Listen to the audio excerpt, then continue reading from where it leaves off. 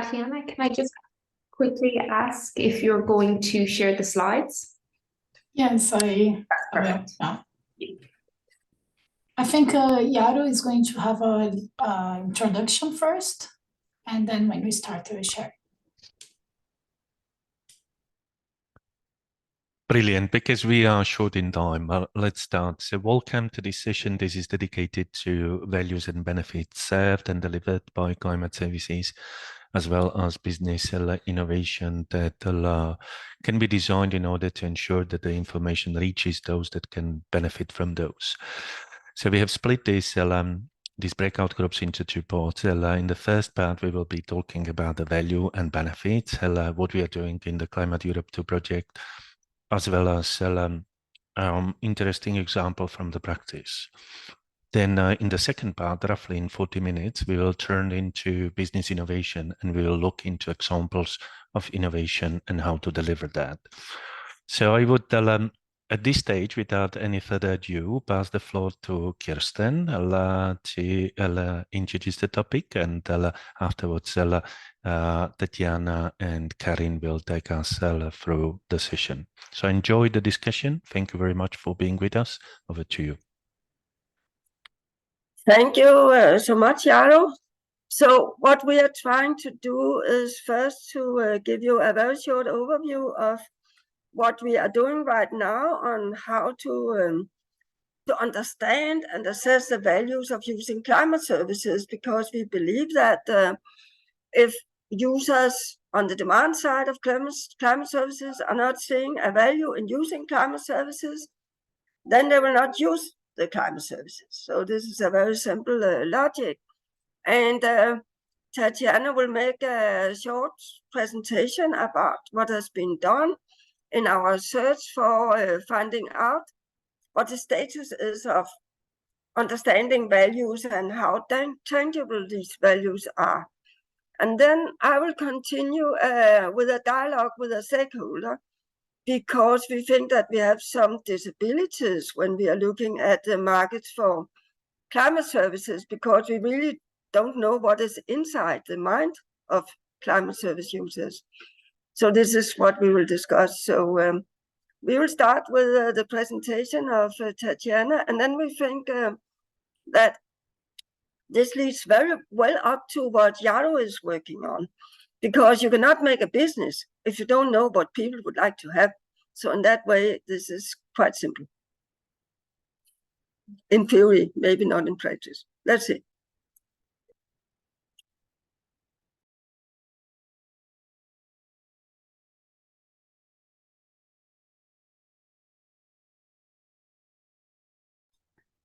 Okay, so I'm sharing right now. I think everyone is able to see the presentation. Yeah. So Gary, can you start? Of course. And to the participants that have joined our session, thank you very much. We have stiff competition from the other three, so we really appreciate you listening to us. Our presentation today is about uncovering the values and the benefits of climate services, or of climate services. Tatiana, can I ask you? Great. As the need for climate services increases globally, and I believe that after this morning's discussion, we can be in no way in any form of disagreement that climate services are in the market for climate services is very real and building. The value and benefits of these products and services to users will increase. However, to date, we have little to no oversight of the economic value and the wider benefits of these services to their users. And as economists and as social scientists more broadly, and I was really excited to hear from the discussion this morning, because there seemed to be some level of consensus that we can only really understand climate services from the value of climate services when we think about who, what, and why people are using them. So we are specifically interested in understanding what the economic value, but also the wider benefits, so the more qualitative benefits are to using these services, because we strongly believe that such knowledge is important for climate providers so that they can tailor their products to meet the needs of their users. As we heard earlier as well, climate service users will only use these products if they feel that if they in some way meet their needs, but also that they're actually legitimately, fairly, and in an understandable and comprehensible manner meeting their actual needs. So what we, as part of Climate Europe more broadly, are doing is, and I won't go into this too much, but we're using a scoping review methodology. Now, scoping review offers a method to identify and synthesize the emerging evidence on any given topic. And because this is an emerging field, or at least it has really developed traction over the last 10 years, we felt that it was important that we use this very structured scoping review methodology to map, as part of Climate Europe 2, to map and identify the values and benefits of climate services to their users, but also to identify the user-defined gaps in the current set of climate services that are on offer. So looking at this from a two-pronged approach. Tatiana, can I ask you to switch the... Yeah, great.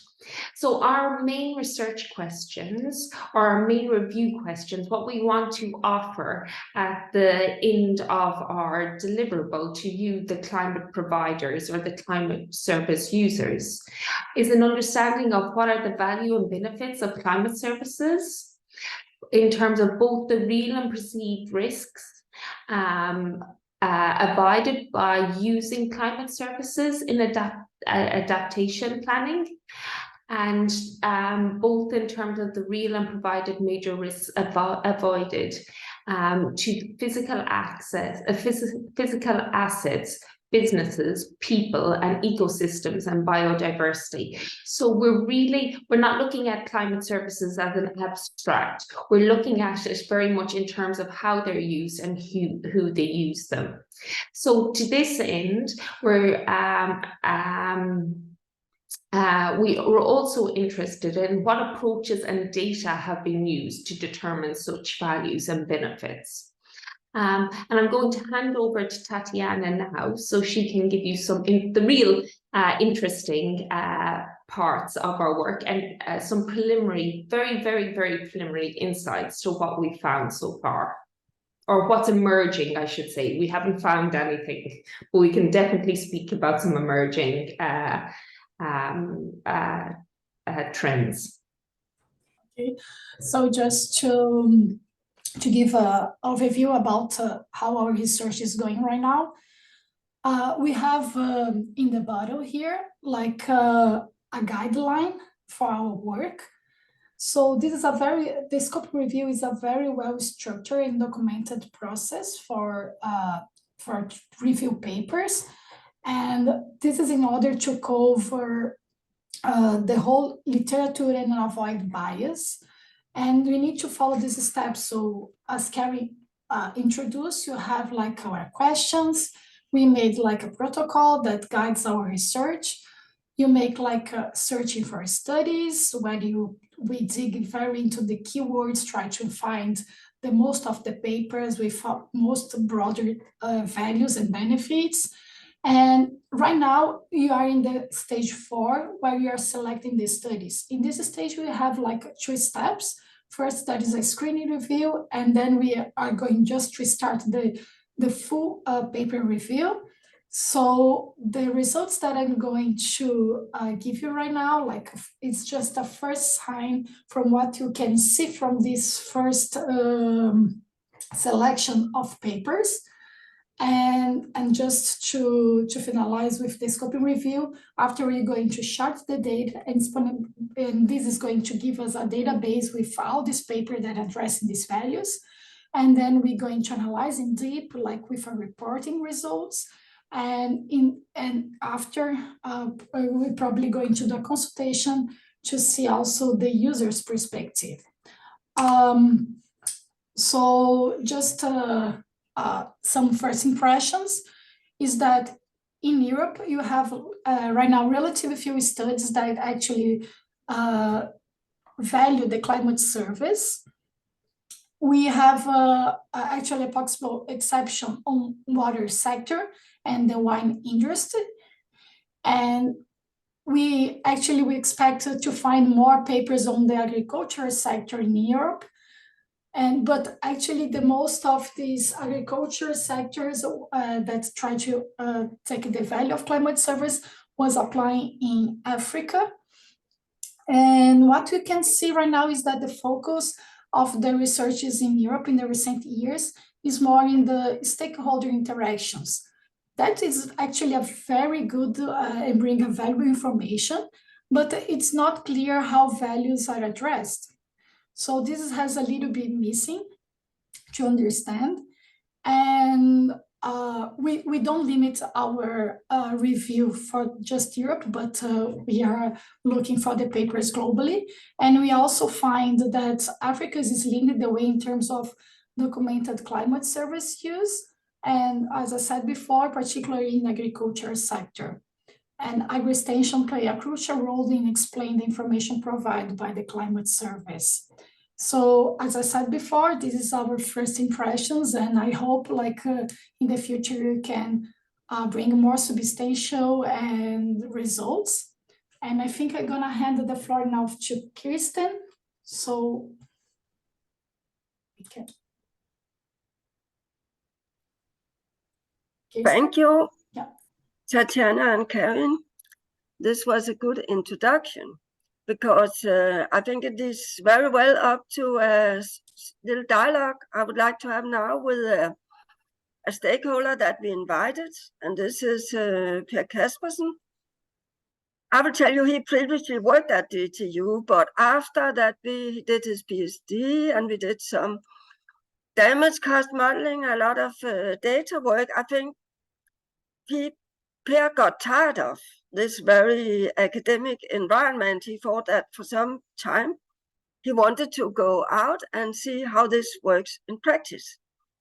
So in this way, I think Per Kaspersen is a very good representative of what it looks like from a stakeholder perspective, because now he has been 3 years out in the real life.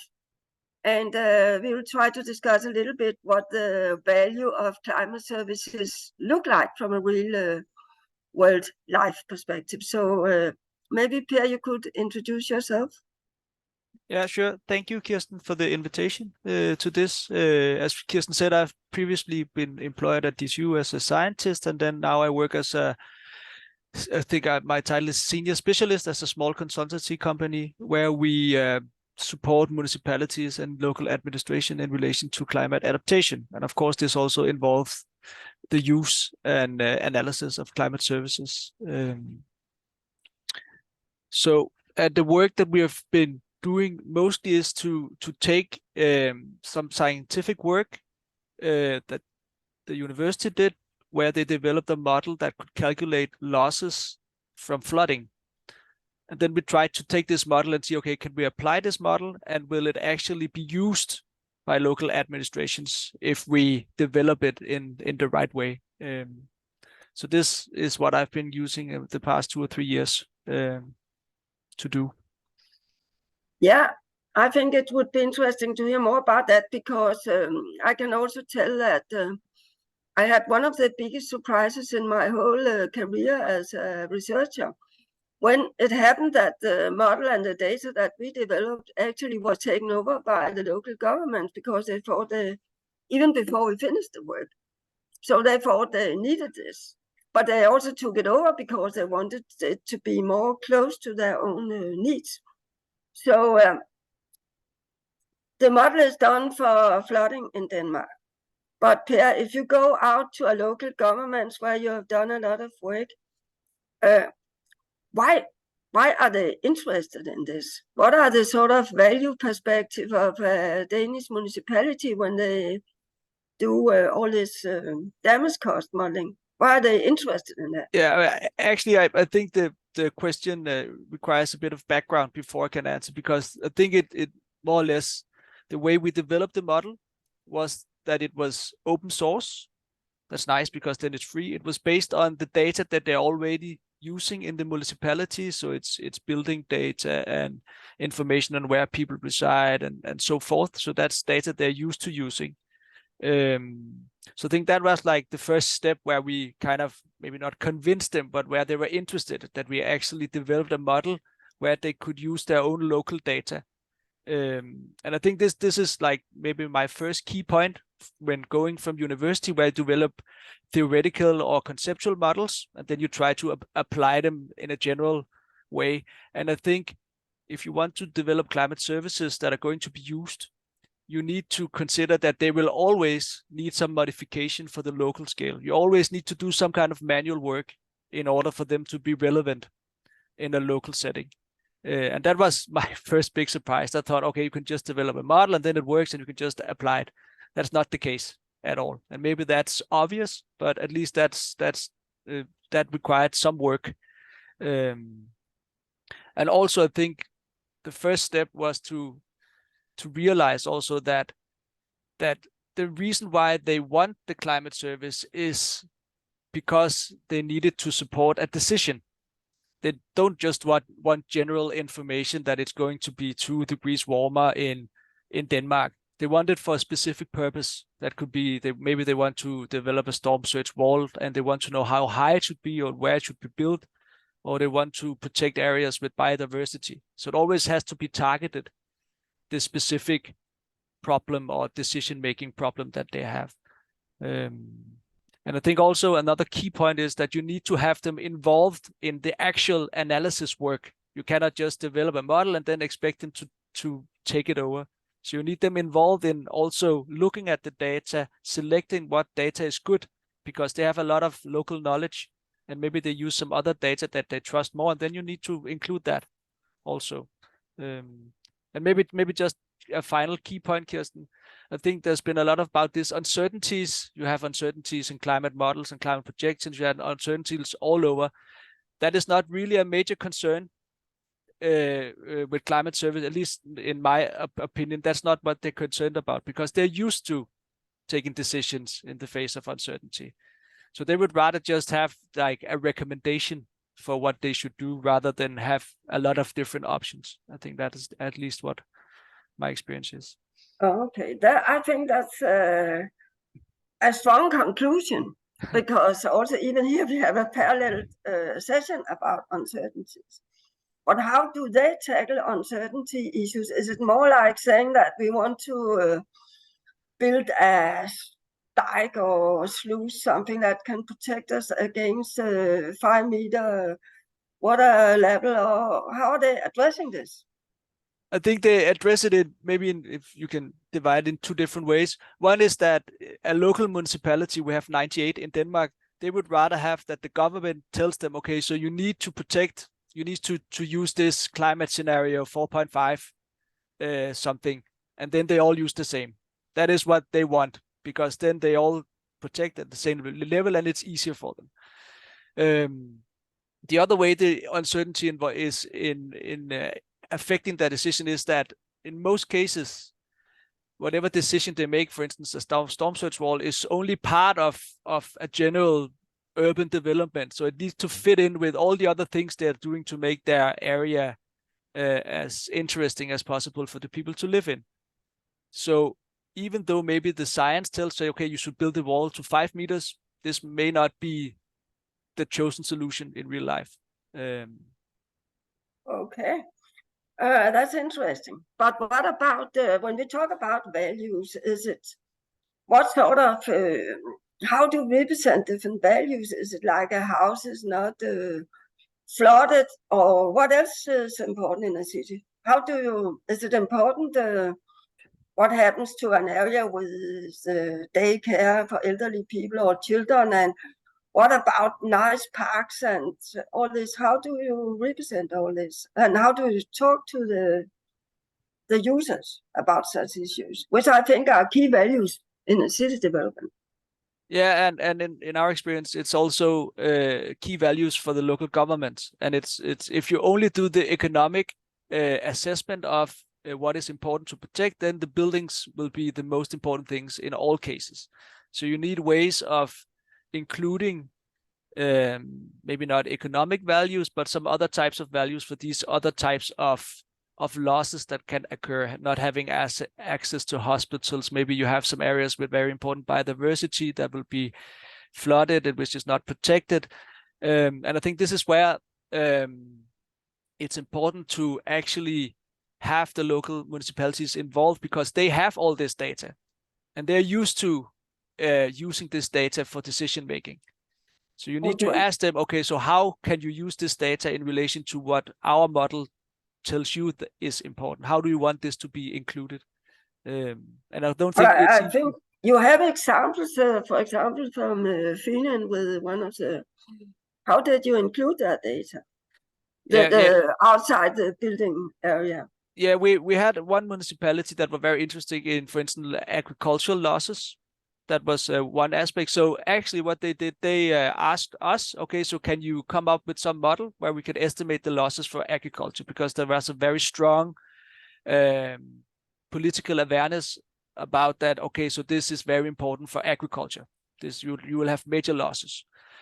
And then what I did, I asked Kirsten and the scientific community, okay, so can we do something on this agricultural losses? Do we have data? Do we have something that so we can make a model that can assist with this? So I think that was the process here. And in Denmark, we have a lot of open data. So we quite quickly developed a model for agriculture, which was then paid by the local government, Åbenrå in the southern part of Denmark. And then they used this model. And the model then showed that the losses to agriculture were very small. So it was not as important as they thought. But that was not the big issue here. The issue was that they actually did something. They used a lot of work. And then they showed the lobby on agriculture that, okay, we have now done this work. And you can see it's not the most important thing. And they were actually quite happy with this, even though it wasn't the results that they expected. Okay. Then I also thought that when the municipalities or local governments are making these plans that are very like technical, also with a lot of data, what happens when they go to the local government meetings with all the politicians? Are they impressed by all the data, or do they still think other issues are important? Actually, in most cases, that's where my work stops and where they have more experience. Maybe you heard something. Yeah. I think they do not show very much the details, but they show like the big picture. Okay, so where should we prioritize our adaptation efforts? How much will it cost? What is at risk? So it's more the general thing. It's not all these details. It's not whether or not it's this and that climate scenario or this and that model or this and this factor, but it's more like the results of the analysis that the politicians need in order to take this decision. So do they actually question then your calculations? Or yes, are they saying, okay, this sounds convincing? Yes, a lot, because they have a lot of experience in many municipalities with, let's say that we try to tell them, okay, so you will a 100-year flood event that will have a cost of 100 million. And if they then can look back in their previous 25 years and see, okay, we actually had this event and we didn't see that loss, then they ask me, okay, so how come? And then we need to look into the data, and maybe what they're looking at is insurance claims, and we're looking at like the more a broader picture of all the costs. But they ask a lot of questions, and they I wouldn't say they don't trust the results, but at least they need to be convinced that the way we calculate things are done in a good way. Okay, yeah, because I think as an economist, often all our abstract concepts about cost-benefit analysis, discounting, all this, are not so easy to to inform people about in a meaningful way. But you have been able to do that, I hope. Yeah. I think this about the discounting. That's always a problem if you have too long a time period that you want to calculate, because then it kind of, for them it becomes meaningless or less meaningful that you just discount everything.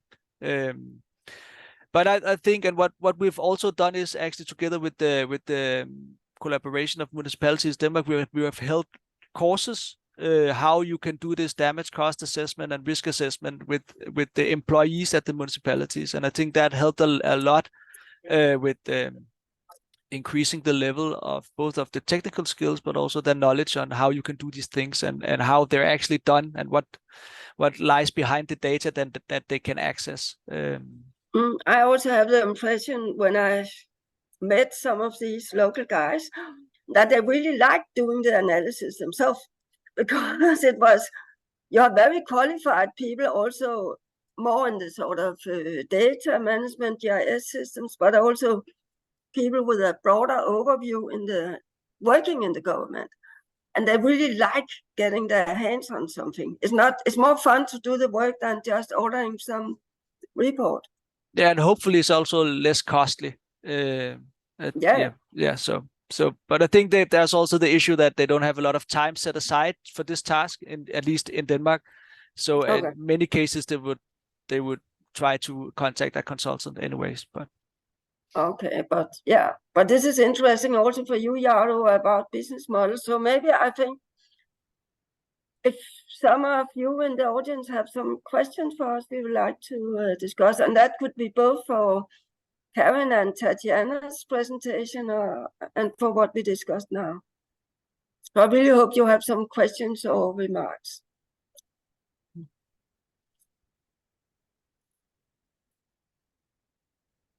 So what about you, Jaro? You are the top guy here.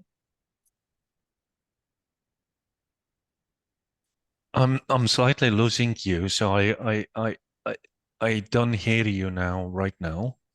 Okay. Okay, now it's back. Could you please repeat your question? I thought you maybe had a question or some comment to this. Yeah, I would love to. Yes, as in Climate Europe, we are looking into the different methodologies that are there to assess the value for the users.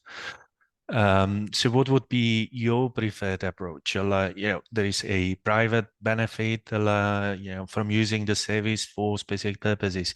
There's a collective benefit that might arise from adding up the many private benefits together. The private benefit might be too small in order to trigger a change, but collectively taking it might really make a difference. So what would be your take on that? Yeah, but that's interesting, because actually what has driven very much that many Danish municipalities are using all these climate services, I would call it is a sort of climate service, is because it's mandatory for them to do planning. So it's not just because they're interested, it's because they have to do the planning. And then what we came to right now is that when we have made together with them some very nice plan, then it has to be implemented. And then you get into some trouble, because who is going to pay the bill? And that goes directly to your remark, Jaro, because then you have to map in detail who are getting the benefit and so forth.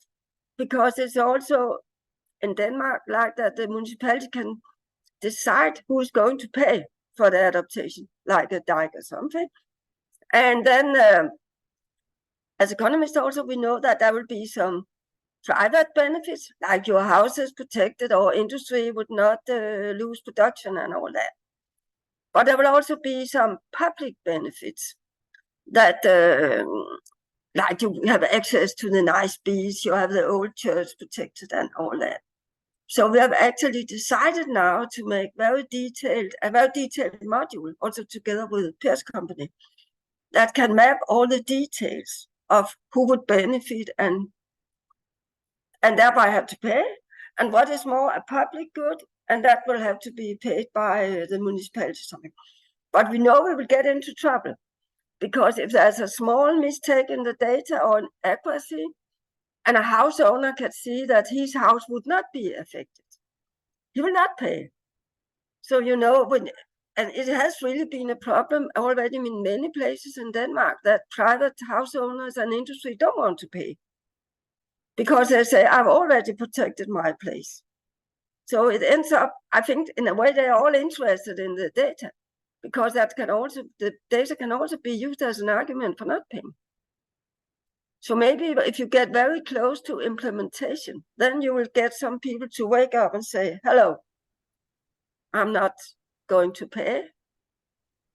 So Roger has some remarks also.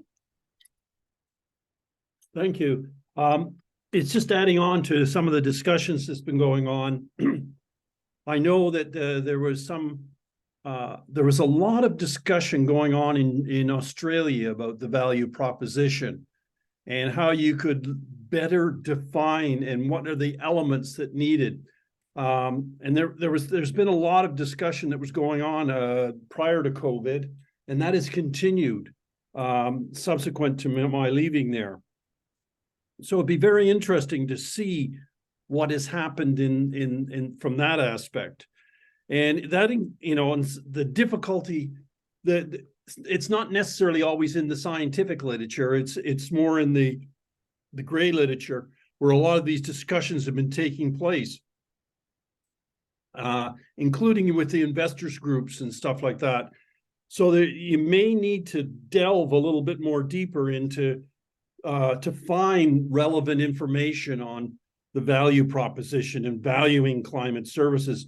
And it was all the discussions were around the idea of what is the added value of the climate data and information. It's really trying to understand what is that added value. And so I think I would suggest taking a look at what has been going on in Australia, because I found it very useful. This whole discussion of, is value there to decide who pays or who needs to pay? And it's not necessarily that's the only way we value stuff is who pays. And I think it's necessary to really understand why you're trying to value things and trying to understand that added value. But it does link to, you know, the value proposition is a key element when you start to look at the business model and what business models are needed to deliver the solutions that are necessary. So I think it's trying to make that connection from the value proposition to the business model. And then that gets to questions about whether there needs to be, it's for profit or not for profit in terms of provision of climate information. And one of the things that's quite interesting is that boundary is actually very porous and needs to be porous, because we're going to find, I think we will find, and we already have started to find, that things that were put together for profit are actually essential for nonprofit and have to be transited from that profit to nonprofit and therefore be public good. And that's that whole definition of public good and profit is a very important discussion that needs to go on in terms of if your objective is to try and understand who's going to pay. And I think that's something that we'll have to, this is an evolving issue. I'll leave it at that because there's more other people that need to talk in the time available. Thank you. Okay, thank you, Roger. Now we are really moving into interesting issues. So, Tatiana. It's Karen too. I think you have using my link, so you have my name. Ah, so there's two Tatianas. Sorry. Yeah. Oh, sorry. So, Karen. Yeah, sorry. So just to respond to Roger, two issues. I think what we're seeing actually at the moment is the reverse of what you just spoke about, regarding, I think what we're seeing at the moment is the value being created from something that was a public good originally by commercial entities, not the other way around. And actually, in a way, that's the whole mission of Climate Europe too. It's how can we bring about data that was widely held by universities and other research institutes, often paid by taxpayers' money, and how we can make a commercial market for those. And I know that Kevin, who's part of our work package in Work Package 4, has a lot to say about this. So actually, at the moment, I'm not. I think it's the opposite way around, and that's really, really interesting. And for me, as an economist who's more interested in open science, I still think that there's room for both, but that's another conversation. And in terms of our role in Climate Europe too, and when we speak about economic value and benefits, it's not within the it's not necessarily within a value chain framework. For us, it's about giving the information to potential providers, but also feeding back to potential users what the value can be used. Because as an emerging market, a lot of that information is missing, and that's where we see our role as part of Climate Europe too, facilitating that information both ways. Tatiana, I do agree that there is a flow of going on, but what this is leading to, and what the concern is that we then will have the wealthy being the best adapted and having the best information. And this is a concern that is becoming more and more concerned, is those that can pay will have the information that they need. Whereas the movement I was talking about was recognizing that the pressure is will start to mount as people that have access because they have money, whereas the most vulnerable that need the information will not have access. So I wasn't saying the movement is only in that direction. The movement is in both directions. And the concern is, if it continues to move as you were suggesting, is that will mean that the most vulnerable, those less able to pay, will have less information and less support than those that can pay. And that becomes a big social issue that really needs to be thought about, but it also will become a big political issue. I would like because they won't allow it to happen. So I agree with you, that's happening now. And when people start to realize the implications of that, that's when problems will occur. Okay, I would like to, it's a shame because now we could really get into interesting discussions. Roger, actually, Karen and I and Tatiana, we are really burning for the equity issues. So we are so happy to hear you are bringing it up.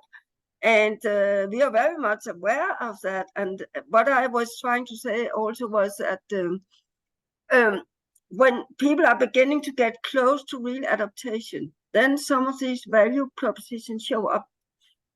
And this is important, also because climate services are very invisible. They are built into many things. So I think we have to wrap up this session, and I really look forward to more interesting discussions about these value issues.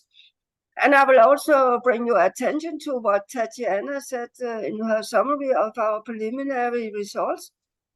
It actually, in our review, showed up that there were more studies for developing countries than for Europe, which estimated some benefits.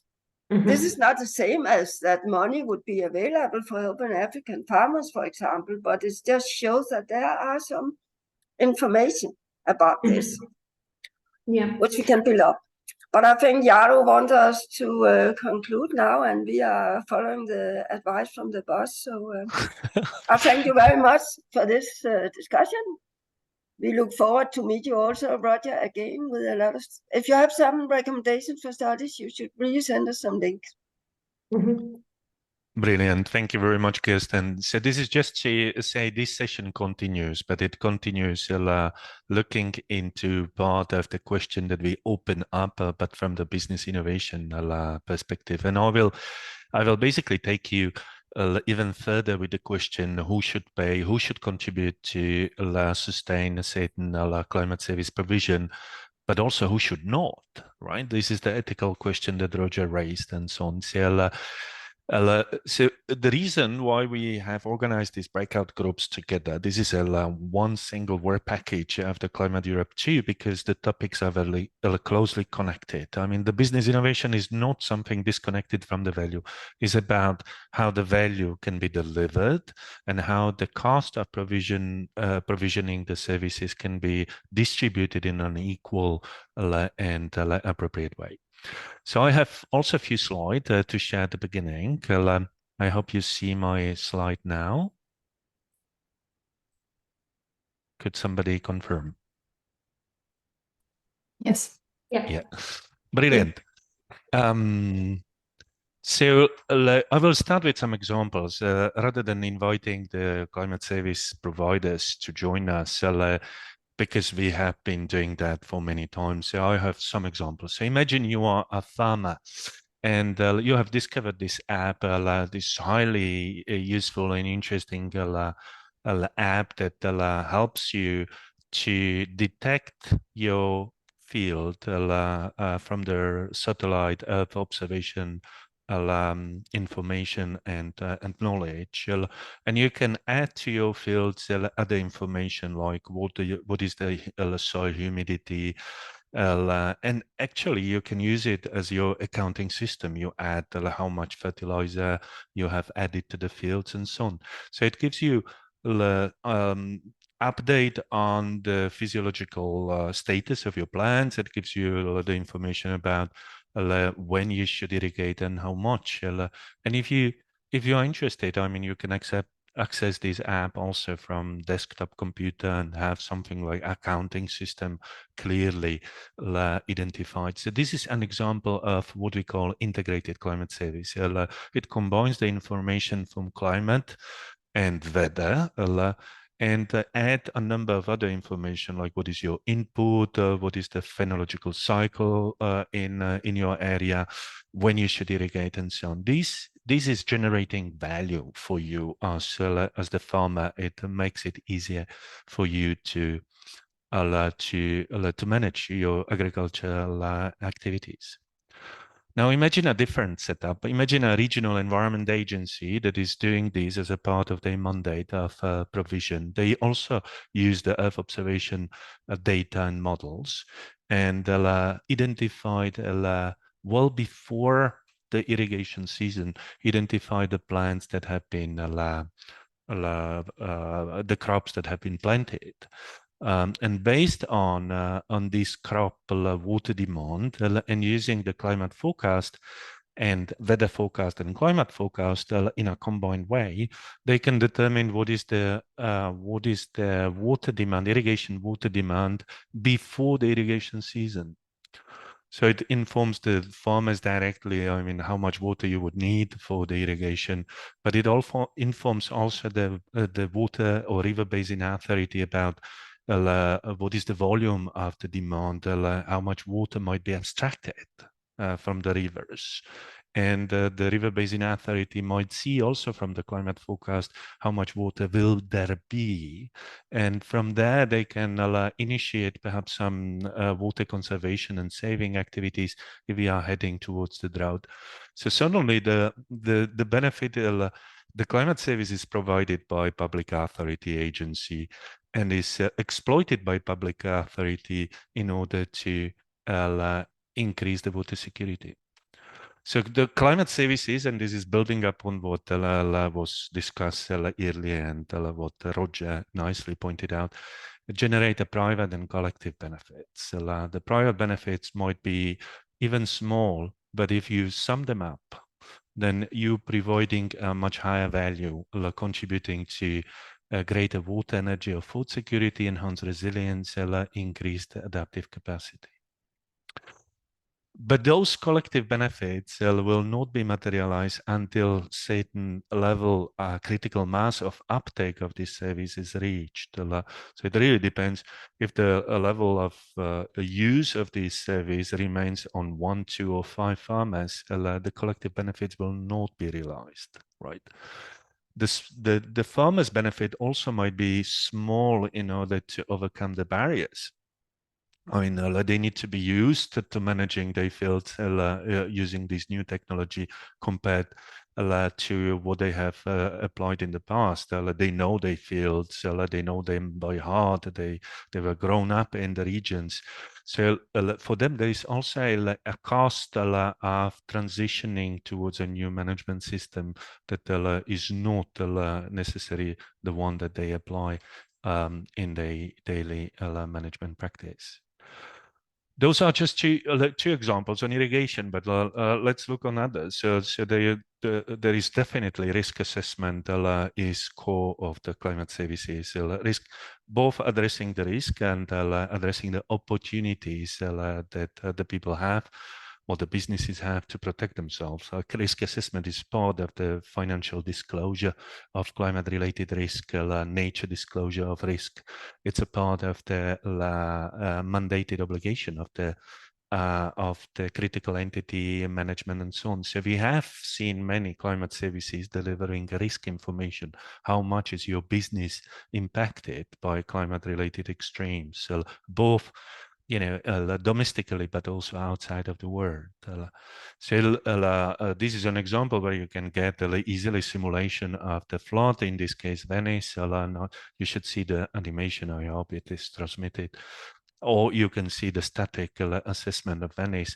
This information can be used by public agencies running the evacuation in the case of major disaster in real time, right? Rather than in static mode before. It can be used to assess also the damage, not only to property owner, but also the financial shock, how it's propagated via the financial chains and so on. So this is very important. Now, imagine that this same information is also provided like a portal. So you can enter this portal, you can run those models by yourselves, you can choose the scenarios that you would like to receive the information upon, and then you enter the parameters that make the assessment tailored to your purposes, right? And you can also implant the adaptation measures. For example, you put a water reservoir, you put a higher dikes, you put a better protection of your own properties.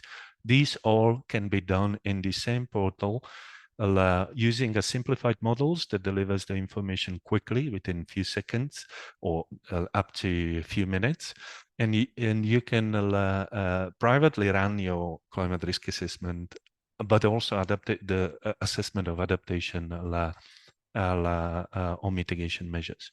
So this is another example. And then imagine that you also have the service that is comparing that to your recent experience, what has happened, to what extent this assessment is reliable and reproduces the impact of your recent events. So this is another type of service, another type of value that is delivered. So what is business innovation about is basically thinking about who gets what, how the better use of climate information can improve your decision or policy making, and then organize the service provision. It's not only about the revenue streams and who should pay, but also with whom you collaborate. What innovation you bring into the chain of service provision, what kind of channel you use in order to deliver the information to those that might benefit from it.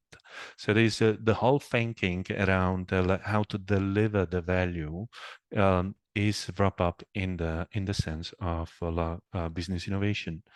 Although it sounds strangely, it's only about the last mile. So if there is a value provided by climate services, how this value can be realized and delivered to those that most benefit it. So what we are doing in Climate Europe too, we are looking into those different parts of these business innovation areas. We are looking into key partners, partnering between private and public service provision. For example, the app developer can easily work together with the regional environment agency in order to expand the product, include the seasonal or a seasonal climate forecast, and anticipate the farmers even more information. Also, the private provider is building up on publicly delivered or publicly generated data set from Earth observation or from weather records and so on. So there are interesting links between the private and public sector and how they generate the value and what is their level of competition and what is the potential of collaborating together. Then you can think about the different channels that you are using. Is it a specialized consultancy? So you advise specific public or private partners in order to identify what the climate risk might be. You are applying app, as we have seen before. You are applying something different, a portal including the data access and information services that have been stimulated by European Commission. So all those choices together make your business innovation strategy. And this is what we are trying to do in the Climate Europe, capturing the trends, capturing the information about what the climate service providers do in order to become competitive and financially viable, and try to identify the common pattern in those. So what are the key successful factors contributing to a climate service being more viable, and how these can be translated into a guidance for the future service providers in order to design their business innovation model. In principle, even this thinking about how to design the delivery of climate services is a business innovation. You might also forget about any structured approach business model. This is everything that is only something that is auxiliary tool that help you to structure your thinking. You might also take a blank sheet and try to put down what are the key element in your service provision and how to ensure that the service eventually might be viable. Now, this is my last slide. Just to open up the discussion. The sustainable business innovation has prompted a range of mechanisms and instruments to capture and detain the value generated by climate services. It also stimulated interesting discussion about what is the equitable share contributing to covering the cost of the climate services. What is the role of the public sector in order to ensure that the climate information is equally accessible to those that are most vulnerable and unable to pay for those. But the full potential of business model innovation has not been exploited in the field of climate services. Unfortunately, the literature, the research is only slowly taking up. So there's a huge potential to contribute to making uptake of climate knowledge and wisdom in decision and policy making, contributing to building the collective benefits like resilience and so on. So to wrap up, and this is the message that I would like to pass together with invitation to share your views and ideas. Innovation, business innovation is another mean of creating value, right? It's a new field of innovation, research and practice. There are a number of interesting approaches that have been observed over the past, including turning the knowledge product into services, the topic that we have discussed during the plenary. So it all is about starting with the value proposition, thinking it through up to who benefits, how much, and so on. So with that, I would like to stop my presentation. I have some means of engagement, but before she get there, I would perhaps open the floor for questions.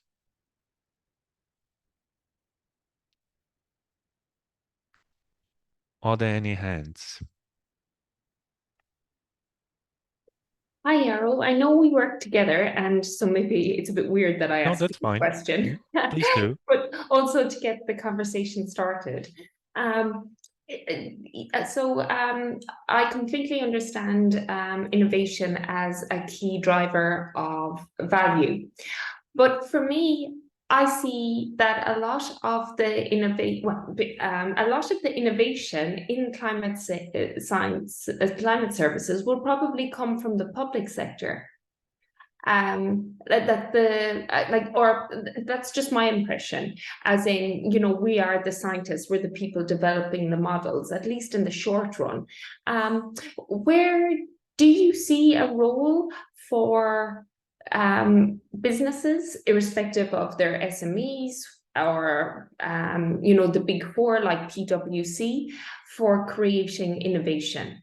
Again, can you see a future where these companies will actually, you know, go out and run their own models to develop these kind of climate services? Or yeah, I'm just wondering.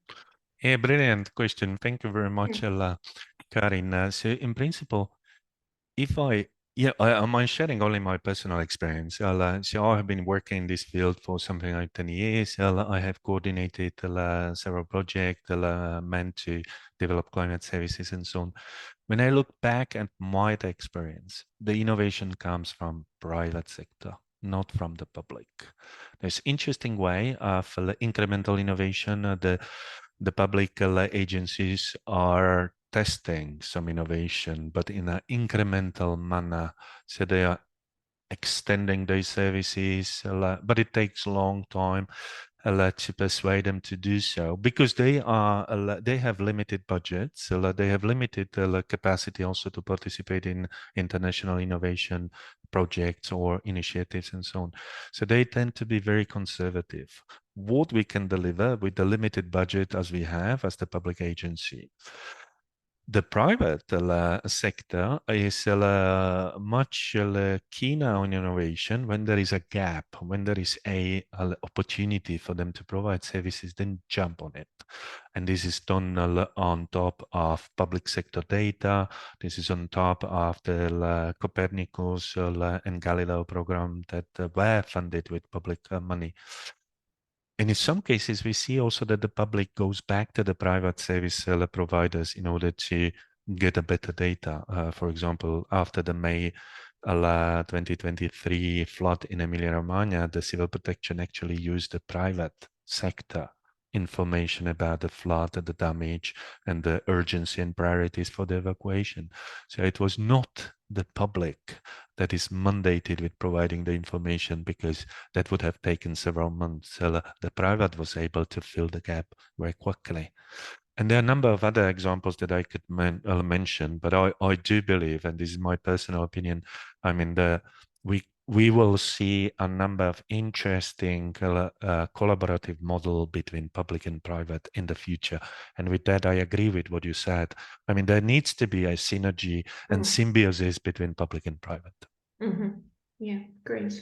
I'm wondering what Per Casperson has to say about that, because he's worked both sides, but I'm not sure if he's still there or if he feels comfortable to speak. I believe when I just asked the question, he logged off. But I believe also that Roger has a comment. Yeah, I agree with what Yarrow has said.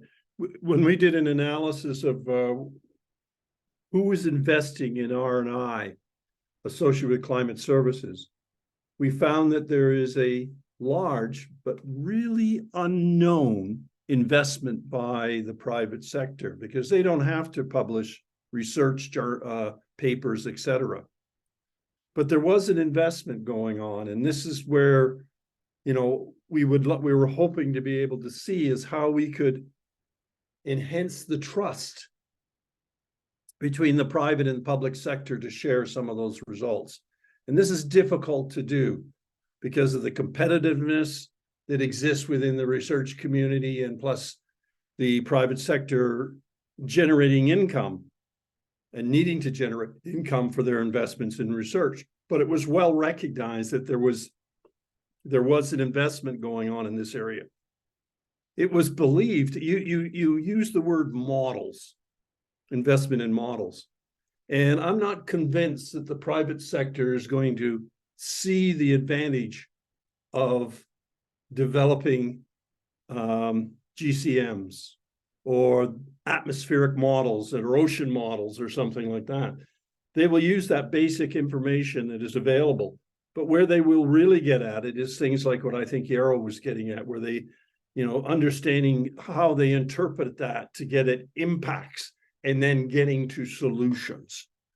And, understanding vulnerability and impacts and getting to solutions. So I think that this is going to be where you will see them make more of an investment. And, that is going to be a really interesting perspective, because they see and they develop, when they do that, our understanding, and the people I talked to is that they do a return on investment analysis. So they are trying to understand the value of those investments in R&I in order to understand what the return on the investment is. And that's where they will make the added value. And from what I heard in discussions with them, they didn't see a return on investments of going back to climate modeling or anything like that. They saw the return on investments otherwise. That's all I really wanted to say, was to really reaffirm that. If I may, to jump on, Roger, thank you very much. This is brilliant, and I fully agree. When we mentioned that we should get rid of it, probably using the business innovation, this is just to connect us with those guys that are working on business innovation for circular economy or other streams, just to identify ourselves to work on. But it does evoke, okay, so this is about private. So you're speaking about business innovation, so you are not speaking about public entities, which is wrong. Business innovation is basically any creative process that is redesigning the ways how you are delivering the value to anybody outside there, or how you are fulfilling your mandate. But what you just said, Roger, now that we are at the moment where we speak about high resolution climate modeling, right? And there have been a lot of discussion, visioning. Probably we are getting to a resolution of 1 kilometer with the global circulation models. Now, this also prompts a thinking about how we are going to redesign the provision of the global circulation model simulation across the globe. And it's not feasible. And speaking on behalf of CMCC, I mean, we will not be able to continue increasing the computational power in order to get to this high resolution. And neither will be able the Met Office in UK or ECMWF. So what we see as the emerging trend is to develop a community model, global circulation model, one, or perhaps a couple of them, but not more, and everybody contributing to its extension and development. So it's not now 25 or 30 research centers that are running these global circulation models, but it might be one entity that is running just one or two models. And so this is also about innovating how the basic simulation, how the improvement of the observation system models is going to look like in the future. This is also about, how they will organize their value added to other components. And there is also an interesting discussion going on. Thank you.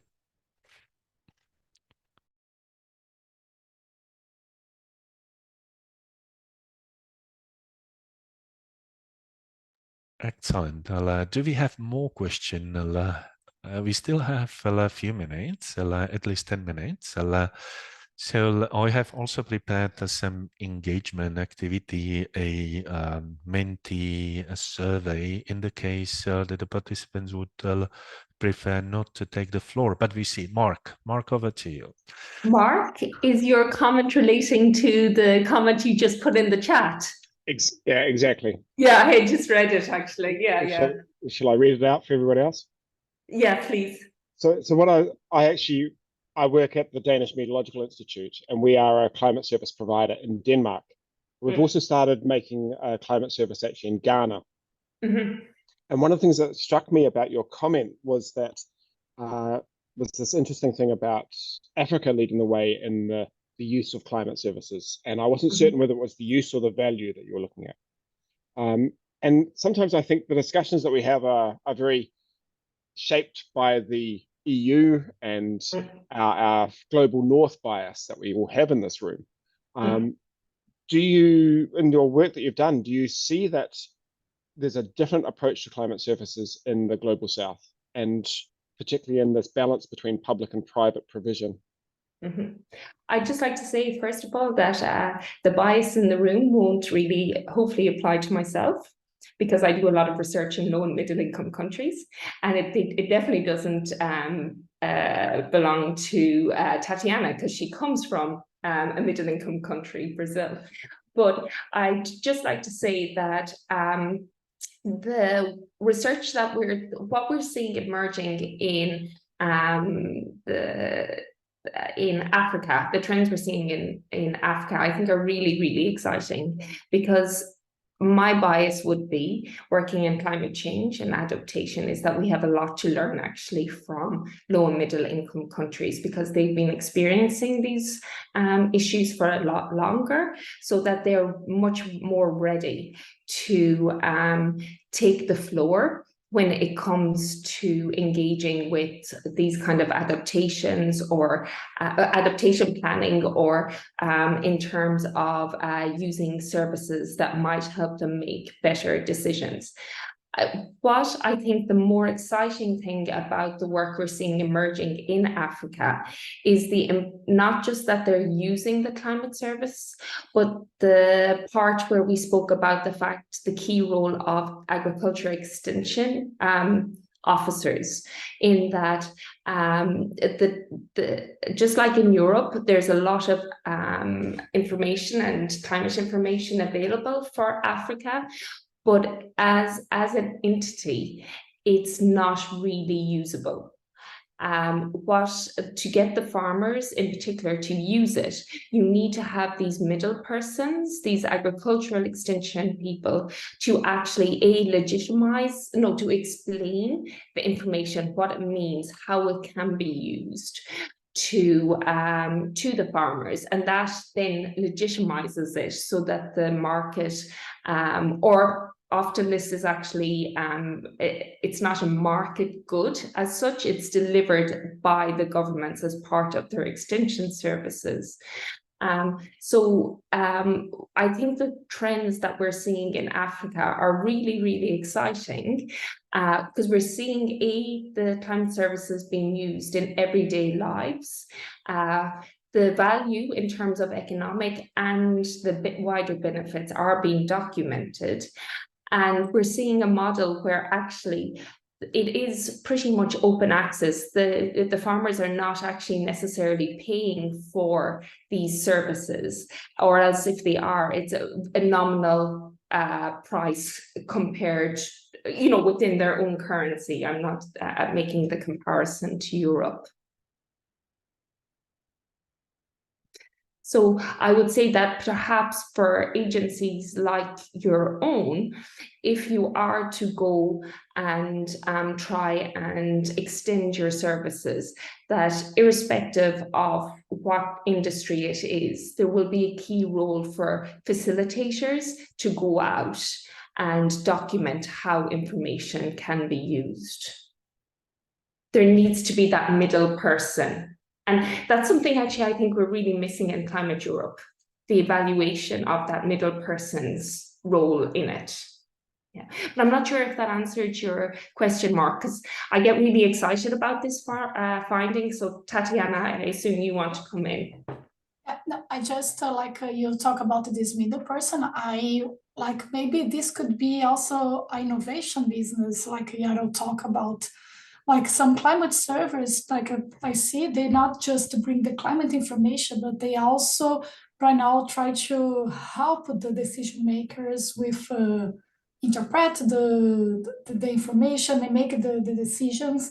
So maybe this could be like a business innovation. I don't know if this business innovation could be driven by the user's needs. So Yaro, please, if you could comment a little bit about this. This is a brilliant point, Tatiana, indeed. When we speak about co-development of climate services, it's not about starting to deliver something that we perfectly know how it will look like into the future. What we are doing, basically, we are helping the enterprise, the company or the public authority to innovate their business, right? It's not only developing climate service to satisfy the clearly identified needs.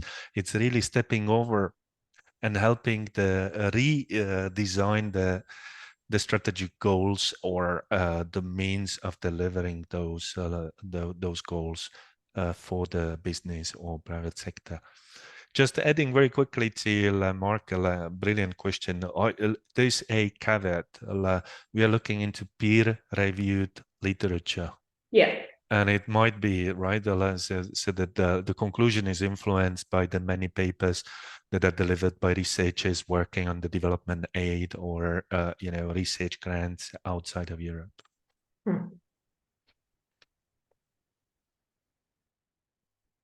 Mark, does that start to address what you were asking? Yeah. So I was it sounds very much to me like if I paraphrase what the two or three of you are saying, that you see it very much as climate service provision in Africa is driven by the public sector more than the private sector. Is that a fair generalization? Yeah, or this sort of semi-autonomous, maybe a little bit. I'm not sure what the model is for the meteorological service in Denmark, where you're sort of half private, half public. That's what our extension services are like in the Republic of Ireland. You get a certain bit of funding. No, we're fully public. So, okay, yeah. But I also agree with your comments about the role of the middle person and essentially the sort of champion users. The setup that we're working in Ghana is actually with the Ghana Meteorological Institute as the primary user, and we're just in an advisory role. And then we're also working really hard with them to sort of establish this next step and the next step along to both the various government ministries and the users in Ghana as well. Yeah. So I've actually done some work on climate change adaptation in Ghana. And one of the things that's the same for all of Africa is ensuring that those middle people are locally based as well. I don't mean even within Ghana, but I mean literally within the communities that you're speaking with. And often you need a lot of, it's not even getting that middle person in, it's ensuring that the elders in the community appreciate that that as well. So there's a lot of work to be done, and the literature that's emerging on that points to that. But I think there's a lot of models there that we can learn from.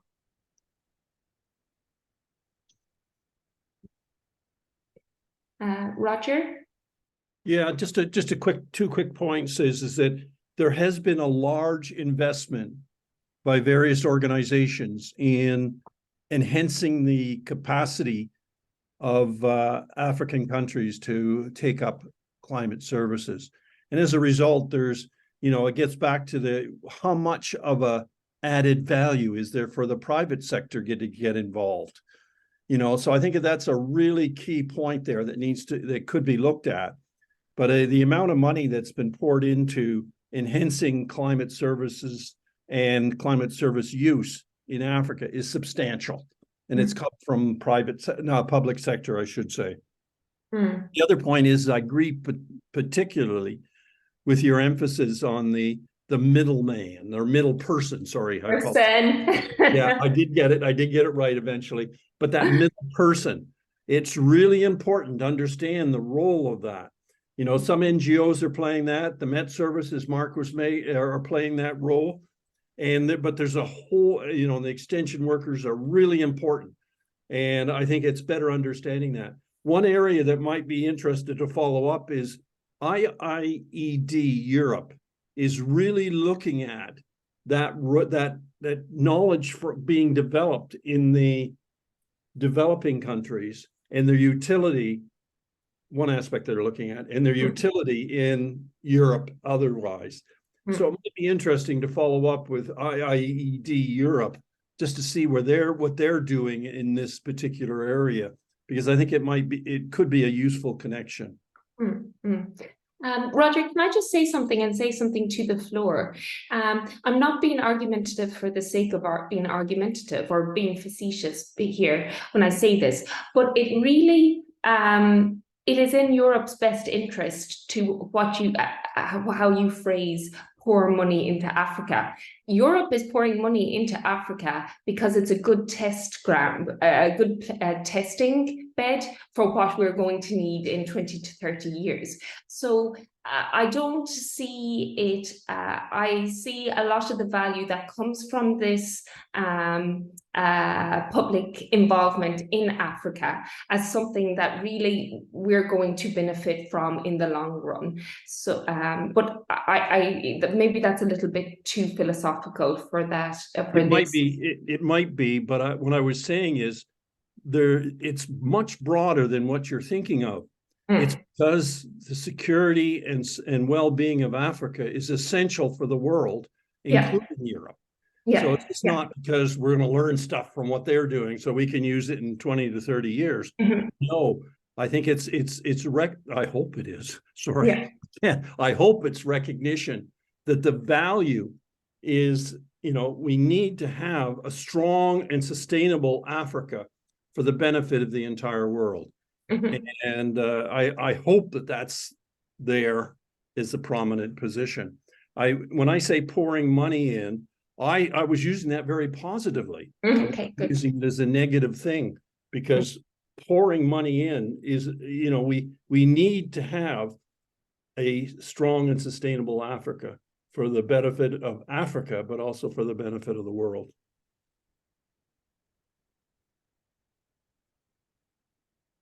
Brilliant. Thank you very much, Roger and Karin, for this insightful discussion. I think our time is drawing to an end.